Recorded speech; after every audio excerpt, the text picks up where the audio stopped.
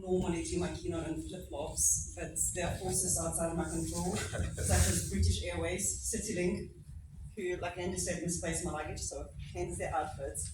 And so I just wanted to Thanks. It's very comfortable, I must say. There's some fresh breeze through my feet, but anyway, it's more than you need to know. And I just want to thank the organizers and Matthias, especially you, for flying me here, and it's such an honor to be here with all of you. So before we jump into the future of productivity and talk about how we can work less and achieve more, I actually want to begin by asking you, if it ever happened to you where you had to work on something, let's say it wasn't even job related, it was some project, some activity where you went on for hours and days, maybe with little or no rest, but somehow you were not tired, you were in a state of flow, you were motivated, excited, or maybe even wondered to yourself, should I not be more tired than this? Has that ever happened to anyone? Right? Where you just work quite a bit. And then maybe on a separate occasion, something that needed your attention, and after a few minutes you were like, I need to have a rest. Like, I'm exhausted, feeling drained. Have you guys been in that situation before? Yeah, I can see some people nodding heads. So the thing is, what happens to us is when we play to our strength, when we act on our passion, when we especially see purpose and meaning in what we do, we naturally feel more uplifted, we feel more excited, more passionate, and these kind of emotions, they increase our energy. When we do things that are out of alignment with our strength, things we don't connect to, we don't see meaning behind, we feel more agitated, frustrated, impatient, and these kind of emotions drain our energy. So when we then think of productivity, usually we measure our productivity by time, right? How many hours I've spent doing something, how much have I accomplished? But if you think about it, time is a finite resource. You only have 24 hours a day, and there's only so much willpower and effort we can exert until we cap out. While energy, when we know how to use it correctly, it can be restored and renewed. So, therefore, we really need to become more aware of every single thing that drains us and energizes us. What are we consuming on the social media, on TV, on the news? What are we reading? Who are we hanging out with? How do we spend our free time? What thoughts are we thinking? What emotions are we feeling? What are our daily actions? Because every single thing will either increase our energy or take it away from us. So today, there you go. I'm going to share with you 4 keys to help you unlock your effortless productivity, which will optimize your energy, and if you choose, it will help you to work way less and achieve a lot more. And I'm just going to give you a heads up. Everything I'll be sharing with you today will be new to all of you, most of you, and rather unconventional. Those of you who I spoke with the last couple of days probably realize I don't do things conventional way. So just keep an open mind, take on what resonates, and leave what does not. So, let's start with the first key, human design. Now, energy is our highest currency, and it directly impacts what we can achieve in this life. Energy is the key to our productivity. And what we need to understand is that we are all unique, not just on a physical, biological, chemical levels, but energetically too. And each and every one of us comes into this world with our own energetic blueprints, our energetic DNA, that shows us how genetically we are wired to optimize our energy and radiate it, exchange it with the people and the world around us.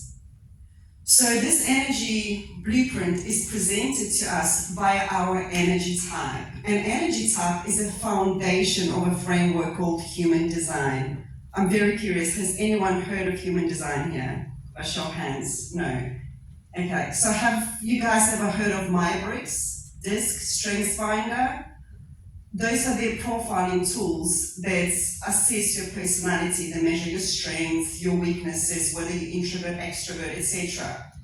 So human design builds on this platform, but introduces an energetic component to it.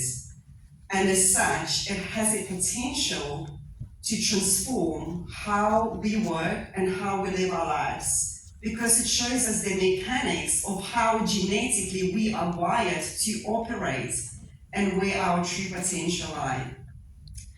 So there are 5 different energy types, which are generator, manifesting, generator, projector, manifestor, and reflector.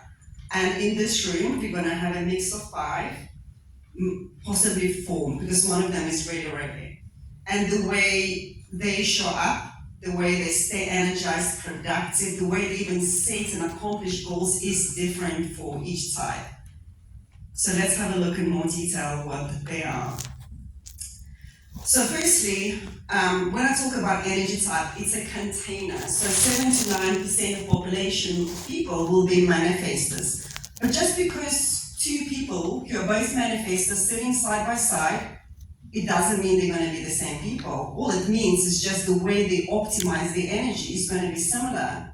But what makes us truly unique is this chart that you see here, where every single number, line, color, shape carries information about our uniqueness. And no 2 charts are the same, unless you're like identical twins. So imagine in a world with billions of people how truly unique we all are.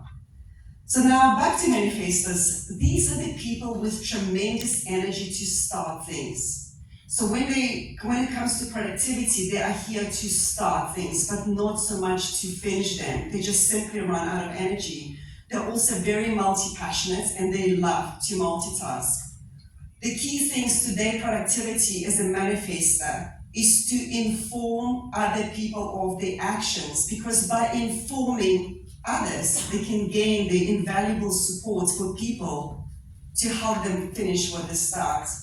Without that support, they can often be seen as people who start but don't finish things. Anybody knows people like that? Yeah? So the next up are the generators. So generators, they are the kind of people that generate that energy within them. They don't need people to help them start things or to finish things, but the more excited and more passionate they are about what they do, the more energy they have. When there is no excitement, there is no energy.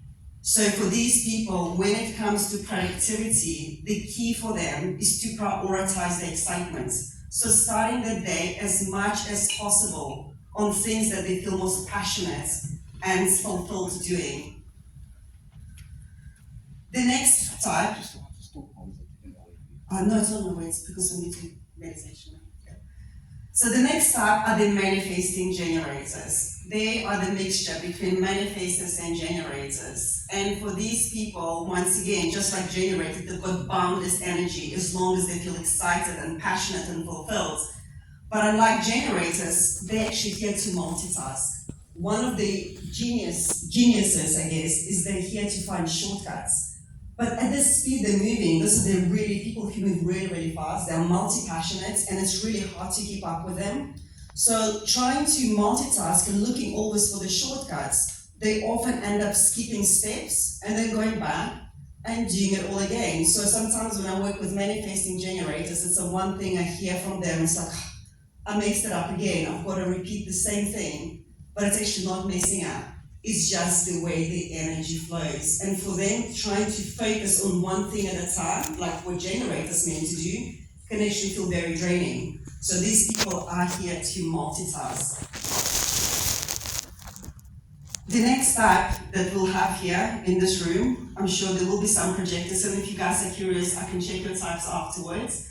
Projectors. So projectors don't have that energy to work, to build, to create like generators. And actually trying to keep up with generators is just going to impact their productivity in a negative way. Their energy comes in bursts. So it's all about quality over quantity. And then one piece of work is done, the best thing they can do is to check with themselves, do I have the energy for the next thing? And if not, the only thing that they really need to do is to recharge. And it can be like 5 minutes of silence, 5 minutes going for a walk, anything, just to reset their energy. Because in this, day and age, we believe that slowing down or pausing throughout the day means being lazy or unproductive. But the very opposite is true. Because a well-rested, energized projector, they are the most efficient out of all the types. Efficiency is literally embedded into their energetic blueprints. And also another one of the gifts is that they're here to lead and guide others because they can help others to see and unlock potentials that people don't even see within themselves. And last type I'm going to mention is a reflector, who are really rare. In my years of working with human design, I think I've seen like maybe few reflectors. So reflectors, if you've got them in your organizations, in your teams, in your societies, they provide very valuable feedback because they are literally our wise observers. They measure the health, the temperature of the room, and show us how well things are going or not well. For their productivity, the most important thing they can do is to focus on the environment. I mean, environment is all important for us, of course, but for reflectors, it can be a deal breaker. They really need to be in this nurturing, supportive environment with people that they like and trust. So let's just quickly recap this.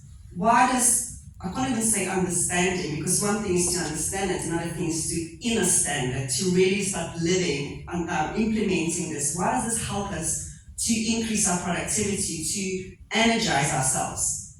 Well, because we already said that time is a very finite resource and we only have so much of it. While energy, we can start restoring and renewing it. Because by getting into alignment with our natural state of energy, we stop pedaling against the currents. We stop efforting and exerting so much more power, and instead we can get in the flow of life. We can then start building routines that work for us. So as a generator, if that's what your energy type, you can start prioritizing your excitement. So acting on your excitement to the best of your ability, starting your day with one thing that you're most inspired to do will help you to increase your energy. As a manifester, it's important to get support of others because the energy is best used to start things but not finish. For projectors, it's crucial to take those pauses and breaks throughout the day to maximize their productivity, while for reflectors, to really optimize their energy and become more productive, environment is the key. Once we also understand how truly unique we are, we can then stop comparing ourselves to everybody else, and we can stop comparing everybody else to ourselves. So instead of competing, comparing, judging, we can come together and collaborate as teams. And the last point I'm going to mention is that we don't burn out because we work too hard. We burn out because we're out of alignment. We're out of alignment with our strengths, with our passions, and of course with our energy. So when we then start working with our energy, rather than against it, we will prevent ourselves burnout and overwhelm. So the next key is strength. Strength directly attributed to our energy, and when we play to our strengths, we feel more energized and motivated. And according to Gallup research, have you guys heard of Gallup research here? Yeah, okay. So they've done this research in organizations where employees were encouraged to play to their strengths rather than focus on their weaknesses and try to turn them into strength. And that's what they found. 7 to 23% higher engagements, up to 18% increase in performance, and 12 to 15% higher productivity. And again, because when we do what we love, when things come natural to us, I don't mean they're easy, but it's something we know that will fulfill us, that will help us grow. That's when we feel more excited, engaged, productive, and obviously our energy goes up. But often what happens, we're really good to focusing on our strengths, let's say in our jobs. You know what you're doing, you know what you love, you know what you're passionate about, but then at home, we kind of settle for less and we do things that drain us. But we are one human being. There's not many parts of us running around, at least there shouldn't be, because the disconnects between our families, between our home lives, between our work and friends, that creates our energy to leak. So we waste our energy. And that's why it's so important to really get clear, where am I wasting my energy unnecessarily? Where am I doing things that drain me? So I wanted to take 3 minutes to do this exercise. Because, one of my really good friends, she was a CEO of a global company. She took a company from 0 to $30 million in just a few years. So she was really good at, delegating things and really doing what she loved in her job. But when it came to her home life, she was drained. She was doing things that completely exhausted her. So, sometimes we just don't pay attention to it. And whatever we do at home will impact our work. And whatever we do at work will impact our home lives and our relationships with each other. So what I would love for us to do, we're going to play music to help you to get out of here and more into here, because that's important for this exercise. We sometimes get too stuck in our heads, is to create a table or just draw 3 columns in one column, and that does not need to be work related, guys, okay? It can be, but it doesn't have to be. Write the things that you love and give you energy. In column 2, things you are good at but you don't like doing, right? Because here's the thing, even if you are good at something but you don't like doing them, it is not your strength. Your strength is what's going to be in column 1. And in column 3, you're going to write things that drain you. So we're going to take 3 minutes and then I'll walk you through the next steps. Any questions before we get started? No? Okay. Music.